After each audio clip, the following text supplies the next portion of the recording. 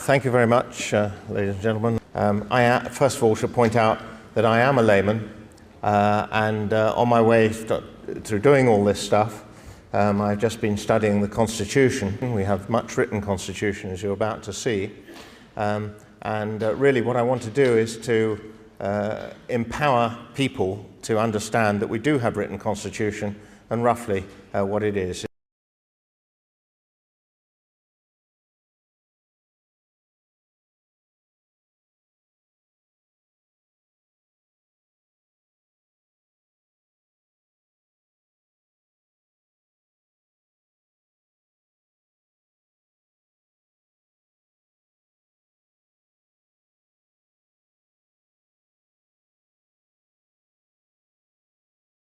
So the first thing is that how many times are we told that we have no written constitution? That's something that if you ever made any inquiries about constitution, that's the thing we're always told. But we do have a constitution that has evolved and been written over many centuries, and all those who hold any office are contracted to obey it by their oaths of office and of course by the rules of the law. So there is a question of oath of office and rule of law, and this is of course basically an honour system. So the question is, looking at it from a sort of engineering point of view, from a mechanical point of view, has Parliament been accorded absolute power? That's a question one would want to ask oneself. If there's no constitution, then presumably Parliament has no control over it, and it can do entirely as it wishes. If so, there can be no constitutional limitations to control it. Conversely, if there is constitutional limitation, it is plain that it ought to act as a firm limitation, and the citizens, of course, should be able to utilise that to keep the executive and the governing body in check. And of course, that means there must be means of obtaining redress and remedy. And that, of course, is a vital point. And ultimately, as with Magna Carta, there's actually a right of resistance, so that if the Constitution is disobeyed, that ultimately, when all legal means have failed, then there is an entitlement to resist. Well, those who say there's no written Constitution, here's a pretty good document, recognised the world over. This is the Magna Carta. There's 4 copies still in existence. 2 are held by the British Library just down the road from here, almost opposite, I think. And this one is Salisbury Cathedral's copy. And of course, this was a document which King John was forced to sign at the time. It's been confirmed, I believe, some people say 32, some people say 35 times, but one way or another there have been disputes about points, important points within it throughout our history, and each time Magna Carta has prevailed. So it's a very important document. It's very fundamental. One of the most important reconfirmations of Magna Carta, for those of you who are not really familiar with history, in 1688 we had what is known as our Glorious Revolution. And there are 2 documents depicted here.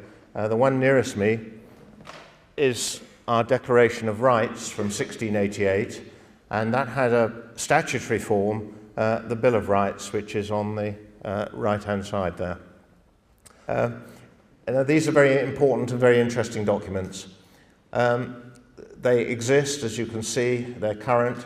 That's my hand holding the Declaration of Rights on the left, and that's how I came to start this whole quest, really, was that I knew a little bit from my history at school that we had a settlement, a glorious settlement at the Glorious Revolution, and that we had a Bill of Rights, which was indeed the grandfather of Bills of Rights. It's where the American one came from, as you'll see later, and so on. And so it was obviously a very important document. And I thought that it had come from a Declaration of Rights, and that was about all I knew. And I decided to investigate this, and so I rang up the House of Lords Records Office and said, does such a document still exist, a Declaration of Rights, and may I come and examine it?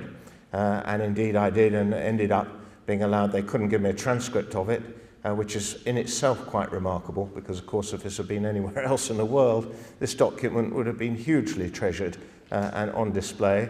And it wasn't even recently the British Library had a freedom exhibition, and I don't think the Declaration of Rights was present there, although they had the Bill of Rights the other document.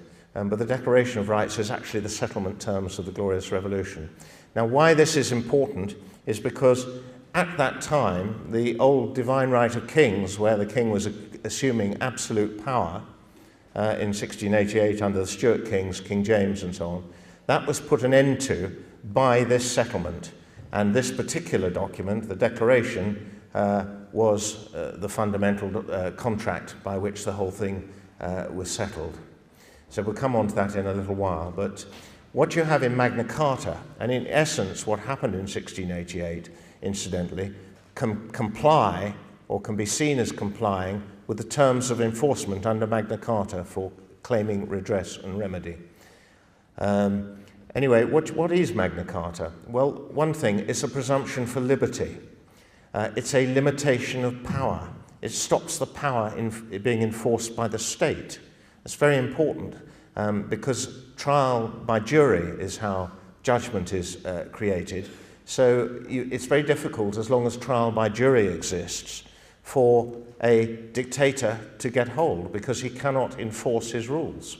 So this is a vital safeguard to our liberty, as trial by your peers. And that was one of the greatest things of Magna Carta, if not the greatest point of it. And of course it has a right of redress and a right of enforcement. Now, all that I'm talking about, some of these things have been repealed and they say they're no longer statute law. But everything that we're talking about here is still current statute law. So what we got here is a current copy of what remains. There are 61 or 62 clauses of Magna Carta, and most of them have been repealed. But what remains, by statute law that is, there is a grey area there, but we can get into discussion on that. But for now, we'll just talk of what is extant. It's in the statute book, so not only is it in Magna Carta, it's also on the statute book, and so there's no question about its right to exist. It's there.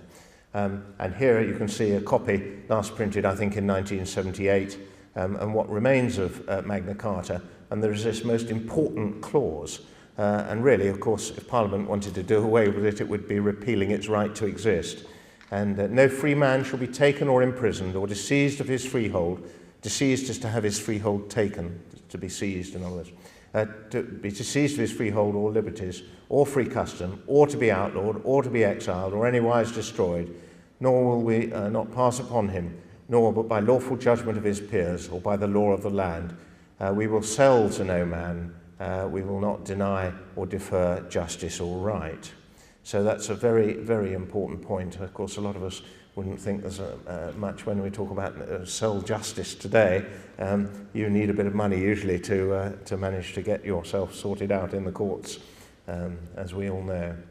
And then importantly, notice the bit about enforcement. Shall not be infringed or broken. It shall be had of no force or effect, if it is. Coming full circle on, well, right on to 1688, at the settlement of the Glorious Revolution, King James II in 1688 was thrown out by armed force. William of Orange, who had a claim to the throne, he was married to James II's daughter, and she was next in line to the throne. And they came over, William came over with a smaller army than James. He had about 15,000 men. James's forces numbered about 25,000. And James came to do battle. William landed in Torbay, interestingly, on the 5th of November, 1688. And he then proceeded slowly. He went to Exeter to start with, and James took his forces as far as Salisbury. And there he prevaricated, and he became stressed, and he got serious nosebleeds. And during this period, his chief commander of his army, John Churchill, abandoned him and went over to William, which is what William had been informed would happen. So what William did had the popular support of the country behind it, and indeed then people rose in the north and they all joined William's troops, and William marched to London, James fled, and William came into power. Now, the way that William came into power is of critical importance, because what happened is James fled. William got to London and said, well, look, how do you want to settle affairs? He was worried about this country becoming a Catholic nation at that time. Louis in France, Louis XIV, had 125,000 men under arms.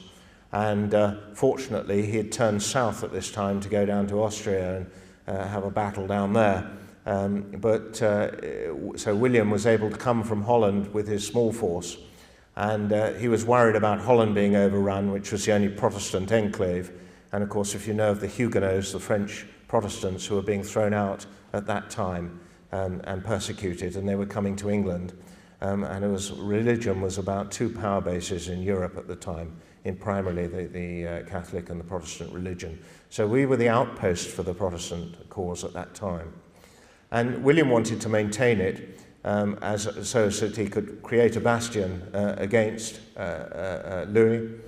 And he came over, he came into London, and he then thought, well, I don't want to be a usurper of power. That wasn't his intention. He wanted a settlement that would last. So what he did is he issued an order that the old Parliament of King Charles II, which had last assembled in 1685, i.e. it wasn't a parliament that had so many placemen in it, from James II had been packing his parliament with his lackeys. So he decided that they would call the old parliament, plus the aldermen and many burgesses from around, to a big meeting on the 26th of December in 1688. And as I say, James II had fled to France with his wife. So these people met, they decided that there should be an election, and so they immediately held an election, and they sent people round the country. There was an election, and they formed a new committee, which was known as the Convention Committee, and this was all done by the 22nd of January. It's very interesting, when you go back in these old dates, a lot of you may not know, but the calendar was a different system, and the year changed with Easter. In 1688, it was actually the year change from 1688 to 9 was on the 25th of March. So it was centered on the religious point of Easter. And the thing here is that a lot of the time people have got confused about dates, because what is in fact January 1688 we would think of as January 1689. So it's, I'll talk about it as 1688-9, and then it will clarify that for you. So we come to January.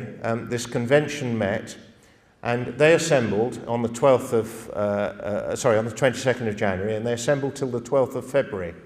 And they decided that James had done principally 13 things in principle that were wrong, and that he had abused the system and the rule of law, and that there were 13 ways in which they should be put right. And they wrote that up into this important document, the Declaration of Rights, and then they engrossed and enrolled it and put it in the Chancery. So in other words, it became an official document, and it's probably the only document in the Chancery, where all the statutes are stored, that isn't actually a statute. And what it said was that James had done the things wrong, this is how they should be right, James had fled the country, and because he'd fled the country, the throne was thereby vacant, and that they would offer William and Mary the crown under the terms of this contract. And so it says on the bottom of the document, we pray you accept the same accordingly. And this painting that is on the picture here is important, because that was a ceremony on the 13th of February, where Lord Halifax is actually with the crown kneeling in front of William and Mary, and you can see the clerk of the House of Lords reading the Declaration of Rights prior to passing over the crown. So the crown became a conditional contract. So when people talk about a constitutionally limited monarchy, it is this scene that actually started to set that whole bit of limitation in place. So the crown was not all-powerful. The most important point about this is that what actually happened in this settlement was that it was a victory for the rule of law. And it wasn't a victory for Parliament, as people like to say Parliament, meaning today really the Commons and just about the Lords. But it was a victory for the rule of law. To be king or commoner, the law is above you. That is a principle that is enshrined here. And so the Revolution of 1688 was a victory for the supremacy of the law and the separation of powers, i.e. the Magna Carta business of having trial by jury and so on. Power limited by a contract between the people and the monarch to reaffirm the superiority of the rule of law. It was not a victory for Parliament over the Crown or monarchy, as it is frequently and usually portrayed by many politicians. This is a vital point, because the priority is the rule of law. And the proof of this is very simple. The Declaration of Rights came into being, the Crown was handed over, and then the Bill of Rights came into being subsequent to that, because what they decided was that because they knew that people would query this whole setup at a later time, that once they got an ordinary Parliament, they thought, well, we better make a bill, becoming an Act of Parliament, to include the Declaration of Rights. So if you read the Bill of Rights, what you'll find is that in its text, it just has a little paragraph at the top, and it tells you what's happened, and it says, by the way, here is the Declaration, and then you find the whole of the Declaration within the Bill of Rights cited in it. So you can read the Declaration within it, and then there's more added to the Bill of Rights. But the point is that in the Stuart kings claimed absolute power, and that was wrong. Power was never absolute. They had usurped it. And the power that the Crown rightly possessed before the Glorious Revolution, it possessed afterwards. And so there was no transfer of power to Parliament. And these words in red of the Bill of Rights make that utterly clear. And it tells you what had happened, and here it is. And to whose princely persons the royal state, crown, and dignity of the said realms, with all honours, styles, titles, regalities, prerogatives, powers, jurisdictions, and authorities to the same belonging and appertaining, are most fully, rightfully, and entirely invested and incorporated, united and annexed. So that's wonderful language, and you can see it doesn't leave much out. Everything that the Crown rightfully had beforehand, it would have thereafter. The other great change came in the form of the coronation oath. They decided that, having got a new king and queen, we must have a coronation oath written down in an Act of Parliament. And here is that document, and it's probably the most significant document in terms of our, the being of England and Great Britain, the forming of Great Britain from this period, because the world was really changed by the words on this enactment. And what happened is it says, Archbishop or Bishop shall say, will you solemnly promise and swear to govern this people of this kingdom of England and the dominions thereunto belonging, according to the statutes in Parliament agreed on, and the laws and customs of the same. Now those words in red were not in the old Stuart oath, and so the old Stuart kings had been able to deny that they were bound by the statute law. But now here, very plainly, was an enactment for the oath, which was then subsequently sworn at the coronation, and the statutes in Parliament agreed on were included in the coronation oath. So there was a contract, quite plain, with the people. And this created very definitely a constitutionally limited monarchy, bound by the custom, the law, and the statute, and of course the oath. And clearly the prerogative power, therefore, of the Crown couldn't be used in any way to be in repugnance with the basic and fundamental laws of the kingdom. The laws in particular, that controlled the use of the Crown. The Bill of Rights is one such law. Royal assent is a prerogative of the Crown under constitutional restraint. Well, you're beginning to see that. And therefore it is a matter of law and custom.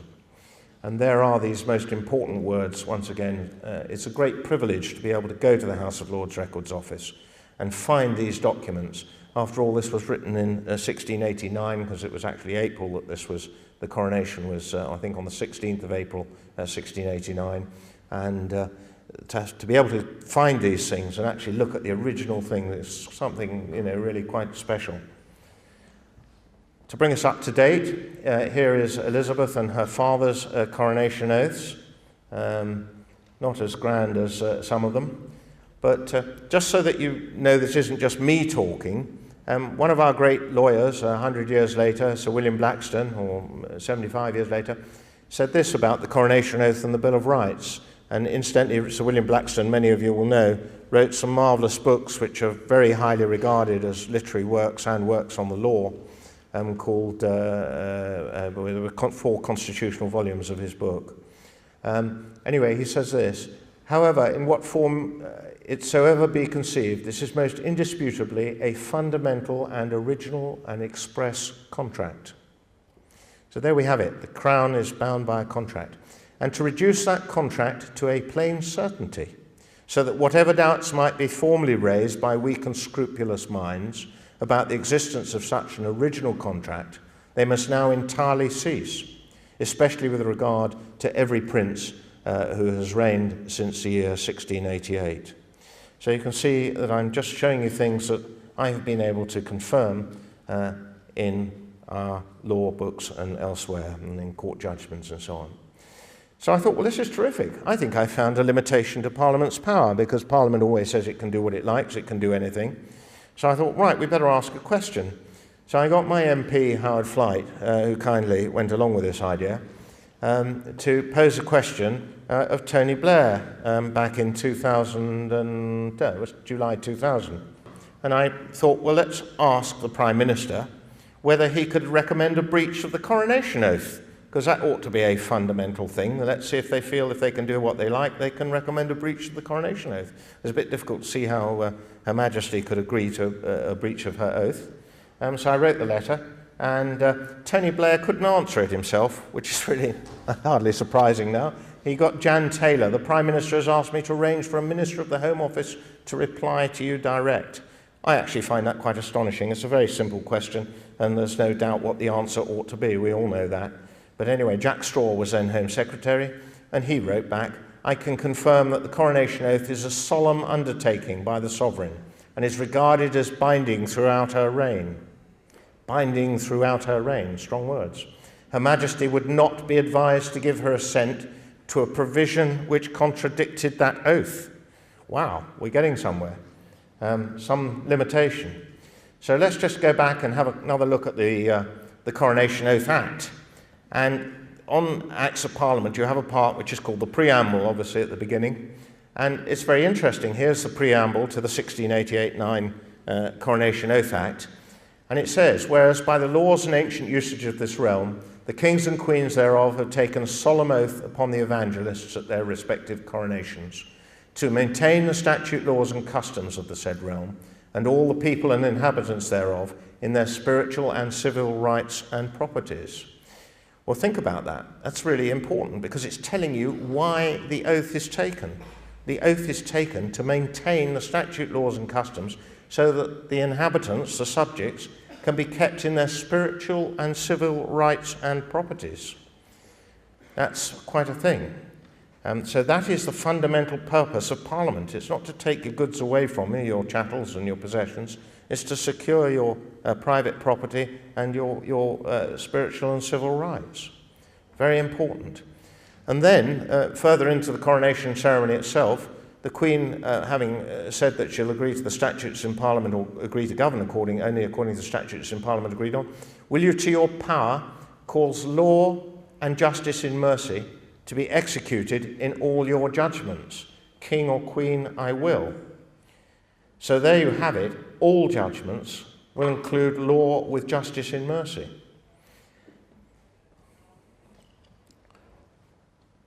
The things which I have herebefore promised, I will perform and keep, so help me God.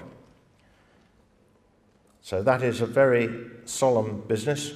The Queen is in effect elected at her coronation. Of course, there's no objections in recent times. I think you have to go back to, I don't know, times of Alfred or whatever, but technically it can be conceived as an election. Amazing what you can get on the internet this day and age. A very good friend of mine who actually got me started on this whole thing, a chap called Mike Burke, discovered this on eBay for about £7, and it's actually a line print, as you can see, of that ceremony in the Mansion House, in the Banqueting House, of the Declaration of Rights being read to William and Mary. And interesting, this dates from the 1750s, and notice that the title at the top says, the Clerk of the Court reading the Bill of Rights, which should really be the Declaration, but the Bill of Rights to the Prince of Orange in the banqueting, or Prince and Princess of Orange, to the Banqueting House at Whitehall, previous to the offering of the crown. So there is an interesting thing. What we have is we have a set of conditions under which the crown was offered. We then have a contract made with the people by the monarchy swearing a coronation oath, that they would abide by the words of the rule of law.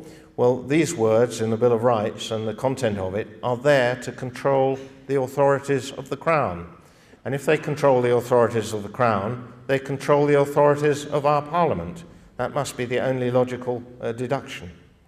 The House of Commons and the House of Lords decide upon context and content, and they determine bills, and once they have agreed them, they are then offered for royal assent, and it is only at that point that a bill becomes an enactment. So the Crown still retains all the power, technically. That is where the power resides, and it resides there. It's our power under contract to the Queen, and it's about our governance. Experience has taught, 300 years after the event in 1988, of course, it was thought, well, we better celebrate the Glorious Revolution, 300 years. And they invited lots of heads of Commonwealth and other people over here. And they had a bit of a shindig, and the Queen made a speech. And these are some of the words or an extract from it. Experience has taught that the peoples can enjoy the full fruits of liberty, security and justice only when they are represented in a sovereign legislature, whose laws are interpreted by an independent judiciary. The Bill of Rights and the Scottish Claim of Rights, which was their equivalent of it, are still part of the statute law, are the sure foundation on which the whole edifice of parliamentary democracy rests, and it has a great influence abroad, especially in the United States of America and the Commonwealth. So there you have it. You're looking at some basic fundamentals which we acknowledged, and of course £2 coins. The Royal Mint printed this little set there for celebrating the tercentenary with the Bill of Rights on the side of the coins. They did them in silver, and there's a Scottish Claim of Rights, and there's another one. Interestingly, again, you would think, wouldn't they on a document like this want to show the Declaration of Rights? But no, if you read the text, it says that this was a victory for Parliament to gain power. It also has a document in the corner there with an ink splodge on it. Well, quite amazingly, when they were writing the Declaration of Rights between the 12th of February and or before the 12th of February, somebody splodged the ink on a copy, and that sheet or skin of vellum still exists, and so that's what's actually in the corner of the documents here. It's actually a draft sheet for the actual Declaration of Rights, but they don't depict it on this document, which is a shame. And there it is. It's the document nearest me.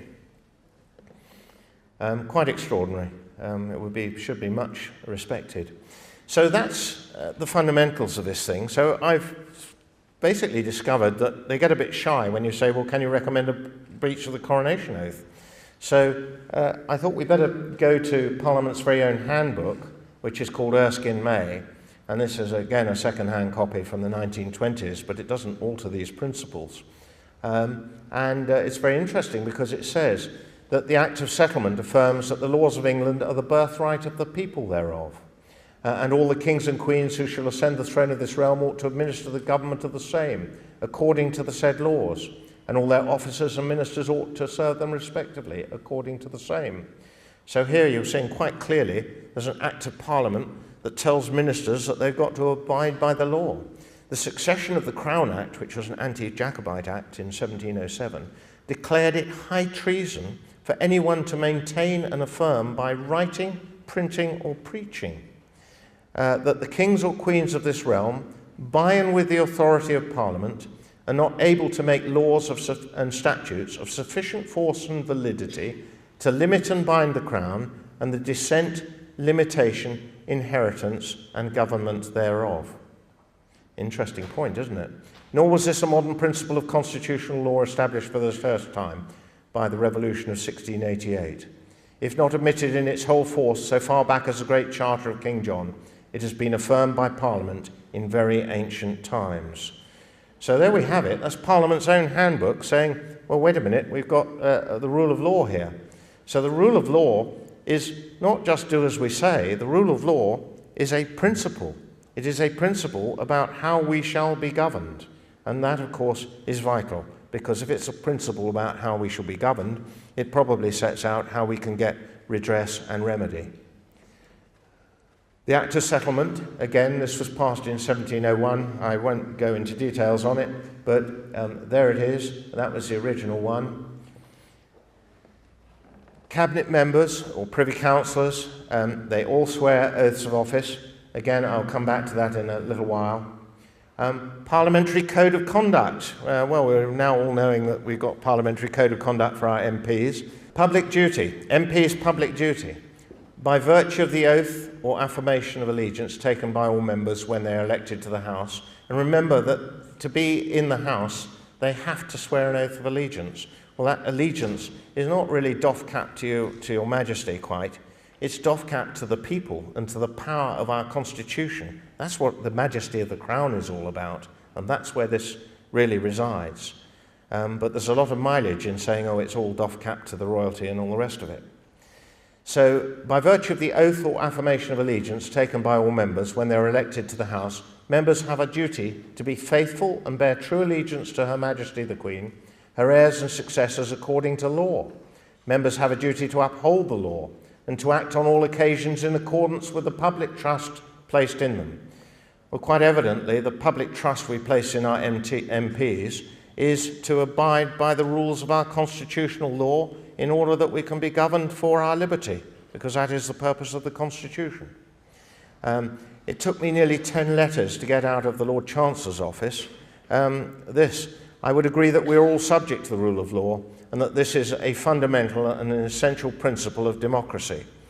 As I tried asking them, I said, well, do you think you say you can do anything you like? Well, could you repeal the rule of law itself and put in place a dictatorship? Because that's the ultimate goal if you can govern everything. And of course, eventually, I cornered them into that reply. So what you're learning now is that the Constitution ought at least to be all-powerful. Parliament is only a component under the Constitution. It's a subordinate component of it. It's the law-making body of the Constitution. Our Constitution does not empower Parliament with unlimited or absolute power. Well, clearly the Queen shouldn't breach things that go against the terms of her coronation oath. And therefore, ministers, if they can't advise its breach, again, you can see how it all contracts down and starts to create limitation. Upholding our Constitution is the preeminent public duty of all who hold office. Well, of course, that must be the preeminent duty. And it should obviously, therefore, always be their certain policy. Well, we know that that part has fallen to pieces. And indeed, they've done some downright opposing things. The people's liberty is ultimately upheld at the discretion of our juries. And there was a very interesting case on this. Perverse verdicts, the ultimate common law proof as to the limitation of statute power. A jury may never be directed to give a guilty verdict. Now, just to show you how far things have gone, there was a chap called Wang who I think in 2002, 2003 was having a pee in a railway station, and he had his bag mugged from him. And the chap picked the wrong bloke because Mr. Wang just sorted himself out and grabbed his phone and chased after the mugger who he saw ducking around the end of the platform somewhere, caught up with him. And by that time, he'd managed to get the emergency services on the phone and call for the police. And the mugger had just unzipped the bag and found a samurai sword in the bag and said, well, you won't be calling the police, will you, because you've got an edged weapon in a public place. And Wang said, well, I'm having none of that. And of course, the police came, and we know what would happen. Of course, they arrested both of them, and indeed, Mr. Wang got taken to court. And the judge, this is the absolutely incredible bit of this case, the judge said, oh, yes, that's a regulatory thing, you're guilty, and told the jury that he was guilty. So that was the direction. And of course, it was appealed, and it was appealed into the House of Lords, and there was a unanimous verdict in which Bingham gave judgment, and the Lords, bless them, said we can consider that there are no circumstances in which a judge may direct a jury as to somebody's guilt. Now, this is terribly important because technically, Mr. Ponting, if you remember the secrets case in the late 90s when he blew the gaff on Home Office cover-up or whatever about secrecy laws, Ponting was taken to trial. And undoubtedly, he'd broken the Official Secrets Act. But the jury gave a not guilty verdict. Now, that is the real strength of jury power. and it protects you, me, and all of us in this nation from oppressive measures. So the jury is a common law council of whether it thinks a measure is oppressive or not. Generally, of course, if a felon is brought before the court and he's done something wrong, a jury will be as shocked as ever. But in Ponting's case, they took the view that what he was doing was entirely within the letter of the law, and it might well be that the person who blew the gaff on the MP's expenses, I don't suppose they'd even dare take him to court, but if they did, I don't think you'll find a jury in the land that would convict him, although technically he may well have breached the law. But this is jury power. We need it. We need to be absolutely glued to it and not allow any prizing of it out of our hands.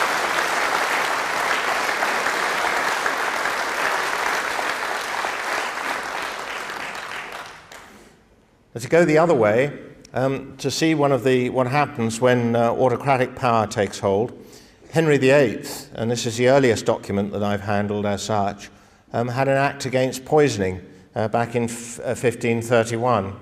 And he thought that poisoning was a particularly dastardly thing to do. And the Bishop of Rochester's cook, one Richard Rose, had poisoned the staff in the palace and tried to poison the bishop himself.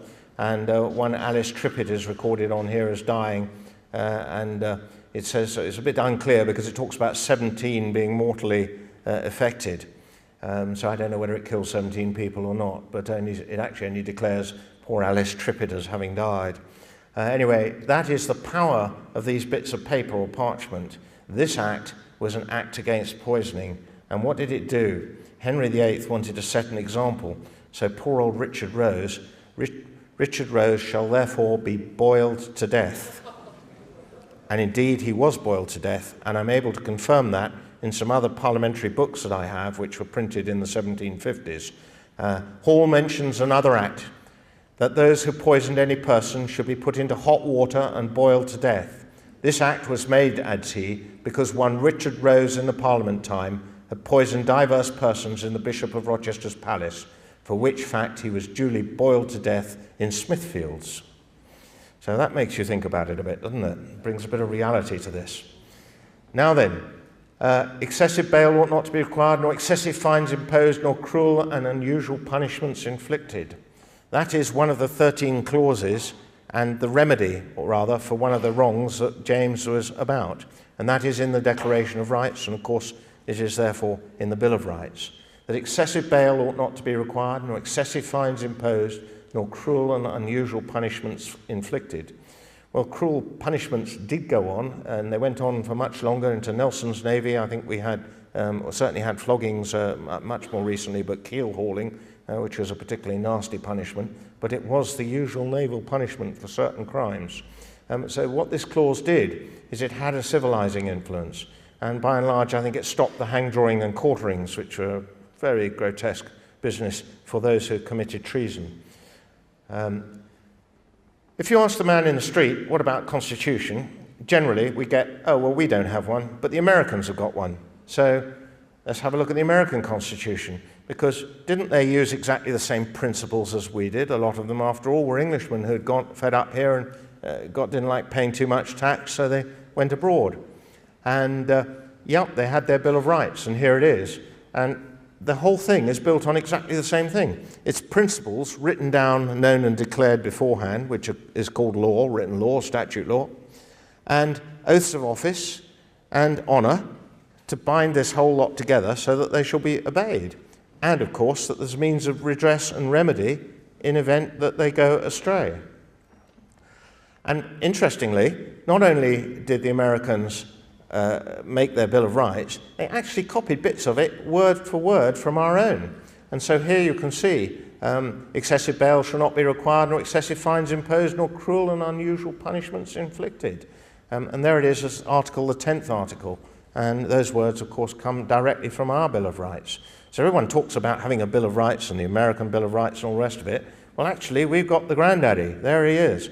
And it's a tremendous document, and it's very powerful indeed, in my view at least. Of course, Americans expect their law to be obeyed. And of course, what happened, it doesn't actually say, oh, you must obey the law and get on with it. They had a court case, a very important court case in 1803 called Marbury versus Madison. And in it, two laws came into conflict. One was constitutional and one was just made by Congress. And Chief Justice Marshall declared that in any such conflict between the Constitution and a law passed by Congress, the Constitution must always take precedence. Well, that's obviously the logic and the natural thinking that you would expect of it, isn't it? But it's never happened. We've never had a Marbury versus Madison in this country. We have never actually, there are court cases that you can read, and probably the most recent one was the fox hunting case, in which there was just about mention that possibly the law lords could actually overturn an act of Parliament. Well, surely if you've got Constitution, you ultimately need redress and remedy.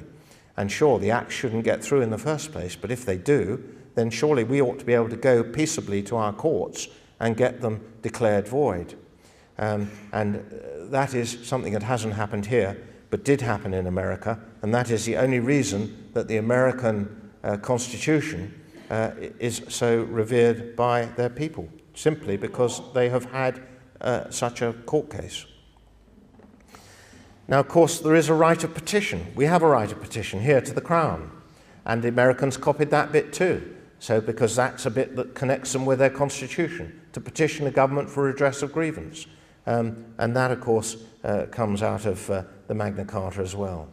We come through to 1930s, and a very astute man called Lord Hewitt of Bury was our Lord Chief Justice, and he wrote a book as a sitting Lord Chief Justice called The New Despotism. And chapter 4, believe it or not, was called Administrative Lawlessness. Well, coming from a Lord Chief Justice to see something like that didn't go down so well. Anyway, that manifested itself in a committee sitting called the Committee of Ministers' Powers. That had upset the balance of things, and so they thought, well, we better see what he's complaining about. And indeed they did, and this report, the Ministers' Powers report, is important because it decided what were the rightful powers of ministers. Because up to that time, what had been going on is that they'd started, particularly after the First World War, putting clauses into Acts of Parliament saying, you're the minister of a department minister, and therefore you may have transport under your command, or whatever it is, agriculture, fisheries, food, whatever, all those things. But you can make the rules and regulations for your department. And the rules, this is an enabling act, giving you authority to make the rules, and you can sit at the tribunal as in the final arbiter of it. And so, of course, this was all, of course, subordinate to the true rule of law. This was creating an administrative system. And Hewitt said, well, actually, what you're doing is licensing lots of despots in the form of the ministers themselves and their systems. And there was a very good bit of text in the beginning of this report. It's a very good report, and I'll just read it to you because it's a most remarkable bit of wording. The most distinctive indication of the change of outlook of the government of this country in recent years has been its growing preoccupation, irrespective of party, with the management of the life of the people. A study of the statute book will show how profoundly the conception of the public function of government has altered. Parliament finds itself increasingly engaged in legislation which has for its conscious aim the regulation of the day-to-day affairs of the community, and now intervenes in matters formerly thought to be entirely outside its scope. This new orientation has its dangers as well as its merits. Between liberty and government, there is an age-long conflict. It is of vital importance that the new policy, and there you have it, ladies and gentlemen, all this was a change of policy, right? While truly promoting liberty, by securing better conditions of life for the people of this country, should not, in its zeal for interference, deprive them of their initiative and independence, which are the nation's most valuable assets. Well, that was a passage from another report by Lord Macmillan, and I think you'll agree that there's a great deal of that echoes today, and that was back in 1929, 1930.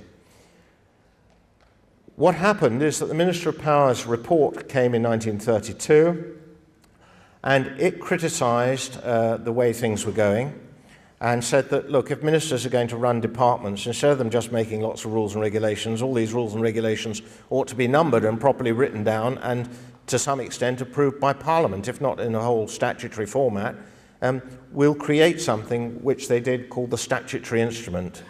So now when a minister changes the rate of a license to be enhanced because of inflation or something, they will probably issue a statutory instrument which will have a number, and you can go back and find that statutory instrument XYZ 1, 2, 3, 4 has the authority, or purports to give the parliamentary authority to the minister's change of what he's done. And of course, statutory instruments may be challenged because now, if a minister acts in creating statutory instruments beyond the scope of his office, then he shouldn't do so. So what we all see as the law mainly tends to be these administrative things, but actually the rule of law is beyond that. These are the administrative things, and the proof here comes on the actual creation of Statutory Instruments Act in 1946, and it says to repeal the Rules Publication Act, which was the only way rules from ordinances and prerogative rules were just published, and in order to go further than that, to create the statutory instruments, and to make further provisions as to the instruments by which statutory powers to make orders, rules, regulations, and other subordinate legislation are exercised. And so there you have it, ladies and gentlemen. Much of what we're talking about is recognised on the front of enactments as being entirely subordinate to the rule of law. Now, when the Queen gives her royal assent to an enactment, this is very interesting because, again, she doesn't rush down to sign the acts as people, some think, in the Houses of Parliament or in the House of Lords. She sends her cousins, they call it her cousins, and she does so by commissioning usually 5 of them to grant her royal assent to the acts. And so what happens is that she signs a letter patent, which this is a picture of, and you can see Her Majesty's signature at the top. And then at the bottom, unfortunately, it's a photocopy, but that would be the Great Seal of England on the bottom. It's a big red sealing wax seal, of course, with the royal seal, or the Seal of England. And what it says is that you, commissioners, can pronounce my royal assent when the 2 houses have agreed the full content of the enactments, and the enactments are listed on the schedule. Well, this schedule is rather important because the middle one of the 3 acts on that schedule happens to be the European Communities Act 1972. So that authority, that letter patent which the Queen has signed, gave her permission, the royalists, to her cousins, in this case Lord Hailsham, to pronounce royal assent for the acts on the schedule. So it's that transferred the power. And this is very interesting. Well, it doesn't transfer the power recognises the bill to become an enactment. And the text of the letter patent tells us the story, as set forth in the schedule here too. But the said acts are not of force or effect in law without our royal assent. Not of force or effect in law without our royal assent. So there you can see quite clearly where power lies. Power doesn't lie with the Commons or the Lords. The power is the people's power, vested under contract, in the Crown. And here it is. And the Crown gives its royal assent to measures which it approves. But clearly, it shouldn't approve unconstitutional measures. Well, talking about unconstitutional measures, prior to the Lisbon Treaty, we had a constitution for Europe being offered us. And Article 10, the constitution and law adopted by the Union's institution in exercising competencies conferred on it shall have primacy over the law of member states. Well, that's quite interesting, isn't it? How can it have primacy over our law? Anyway, that was an article. Of course, this was chucked out. It was revamped as the Lisbon Treaty. And the Lisbon Treaty, of course, has got it in there that the competencies, the areas over which they can have jurisdiction, if you look in the small print, you'll find they can define them. They can alter them. And, of course, the Constitution became the Lisbon Treaty. Now then, I said we'd go back to the oaths of office. And this is very interesting. This is a Privy Councillor's oath of office. This is just a segment of it, which was highlighted earlier in black, and I'll read it to you. You will to your uttermost bear faith and allegiance unto the Queen's Majesty. See the point there, unto the Queen's Majesty, i.e. the majesty of the Crown, the majesty of the British Constitution, and will assist and defend all jurisdictions, preeminences, and authorities granted to Her Majesty, and annexed to the Crown by Acts of Parliament or otherwise, against all foreign princes, persons, prelates, states, or potentates, It's a medieval oath that has been kept in place and is still the current oath. And I haven't actually looked since about Christmas time, but if you go through to the Privy Council's website and you look for their oath of office, you will find the whole text there. You have to dig for it a bit, but it's there. So that's the oath. And of course, a potentate is a powerful city, state, or body. Well, how on earth can we have preeminence if suddenly we don't have preeminence? Because that's the consequence of Lisbon. And William Pitt, back in the 1770s, made a wonderful speech in the House of Lords as the Prime Ministers of the day were, although he wasn't, well, he was arguably a Prime Minister or not, but he was a leading man, to say that if the Commons had passed an unjustifiable vote, it was a matter between God and their own consciences, and nobody else had anything to do with it, was such a strange assertion as he had ever heard, and involved a doctrine subversive of the Constitution. What if the Commons should pass a vote abolishing this House, abolishing their own House, and surrendering to the Crown all the rights and liberties of the people? Let's think about those words, surrendering to the Crown all the rights and liberties of the people. Very important, meaning that the Crown has taken over all the rights and liberties because it has gained absolute authority over everything. So what if the Commons should pass a vote abolishing this House, abolishing their own House, and surrendering to the Crown all the rights and liberties of the people? Would it only be a matter between God and their own consciences? Would nobody else have anything to do with it? You would have to do with it. I should have to do with it. Every man in the kingdom would have to do with it, and every man in the kingdom would have a right to insist upon the repeal of such a treasonable vote, and to bring the authors of it to condign punishment. I therefore again call upon the noble Lord to declare his opinion, unless he will lie under the imputation of being conscious to himself of the illegality of the vote, and yet being restrained by some unworthy motive from avowing it to the world. Lord Mansfield replied not. So I think you can see that the Constitution gives supremacy to the law, not to Parliament. The coronation oath is definitely a contract by which we must be governed. It secures the supremacy of the law over both Parliament and the Crown. To pass powers of governance to those who owe no allegiance to the Crown, and thus the people, is unconstitutional. To pass power to the unaccountable, the unelected, and the not removable by the electorate of the UK is also unconstitutional. Acceptance of the supremacy of EU law is a subordination of our Constitution to a foreign power. One cannot say otherwise. To accept the supremacy of EU law, the Queen will, of necessity, have to renounce her coronation contract to facilitate the dismantling of our existing Constitution or be put in breach of her oath. Now, if you think about the logic of that, how could the Queen accept other preeminences over us? And indeed, a situation arose between the King of the Belgians and his coronation contract, and he did indeed abdicate and have a new coronation oath over Catholicism. And that was fairly recent. I think it was in the late 90s. But this is an important point. So you can see that principle ought to hold. But of course, what's happening with us is that all the principles are being swept under the carpet and nobody's seeing them, but they are certainly there to be found. I hope I'm digging some out for you.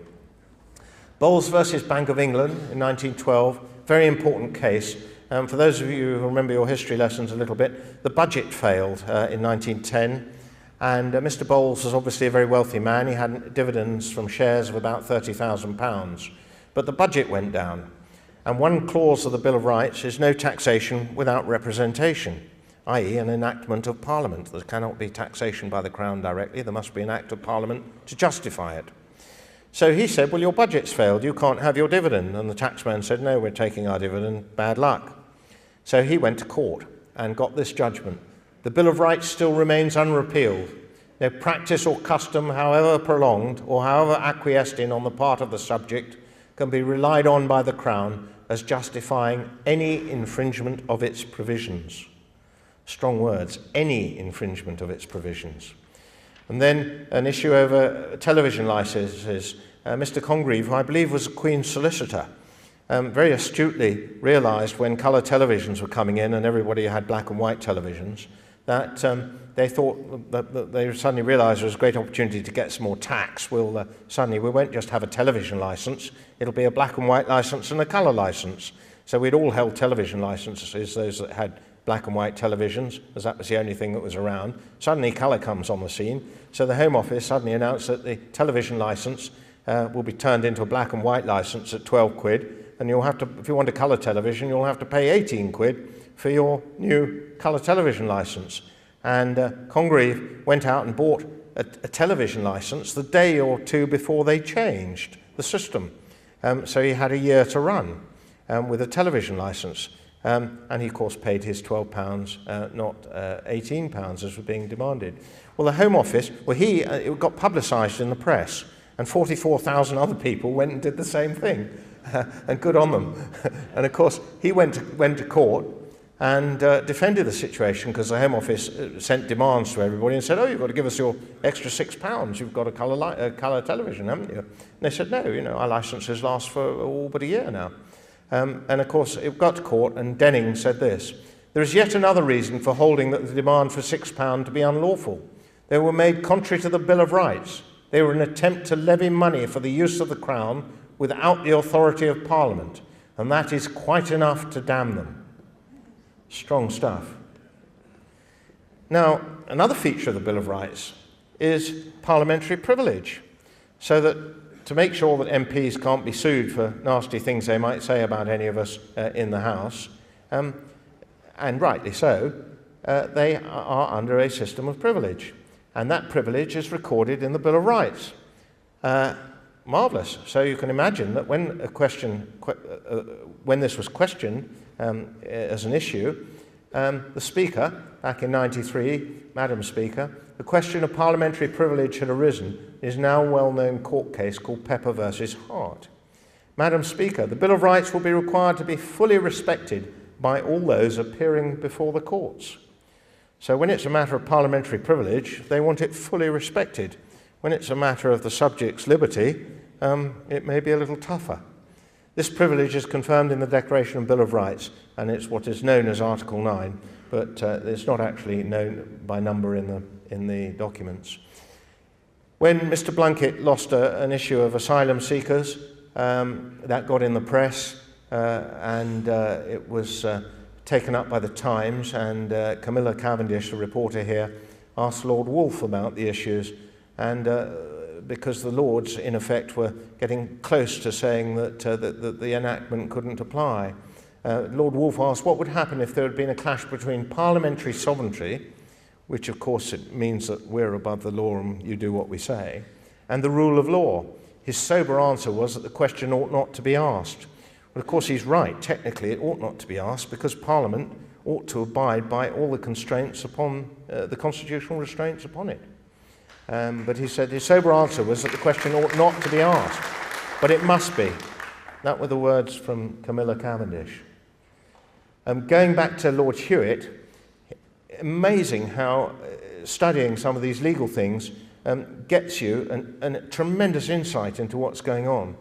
But how far more attractive, and this was Hewitt talking about the rules of administrative law, rules and regulations under subordinate measures being used to undermine the rule of law itself. And his complaint was that what they were doing was setting up administrative tribunals so that, in effect, you couldn't get to the courts. It wouldn't be a matter for the people. You would go before a tribunal, and the tribunal would decide the issue. And that's, of course, what's happened, and very often at the top of the tribunal, you've got the Home Office, the Minister or whoever in charge.